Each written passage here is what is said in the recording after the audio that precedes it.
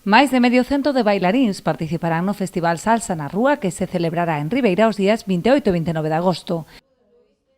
Vai a ser o fin de semana 28 e 29 na Rúa Alcalá Galiano, onde está a sede da Escola El Tomasón, e bueno, van a ser talleres de diferentes actividades, de salsa, de bachata, de kizomba zouk, de urban zumba. O obxectivo desta xornada é dar a coñecer a actividade da Escola El Tomasón, así como outras asociacións convidadas, e achegar o baile ao gran público mediante talleres abertos e exhibicións.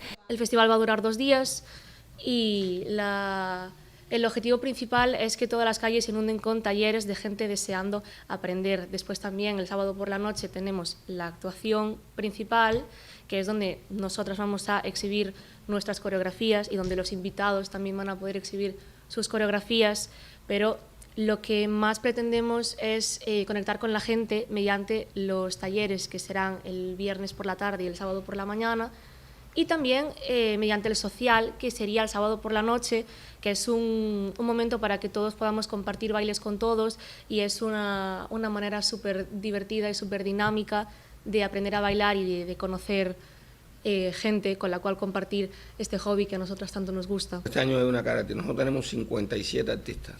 Primera vez que traemos tantos bailarines.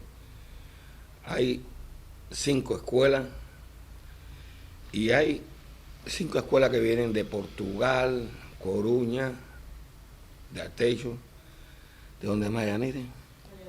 De Valladolid, de Madrid. A fin de semana previa, a entidade organizará tamén unha gala que se celebrará o día 23 ás 8 da tarde no auditorio. Os alumnos da escola exhibirán o seu bo facer a través dunha vintena de bailes dos máis variados estilos.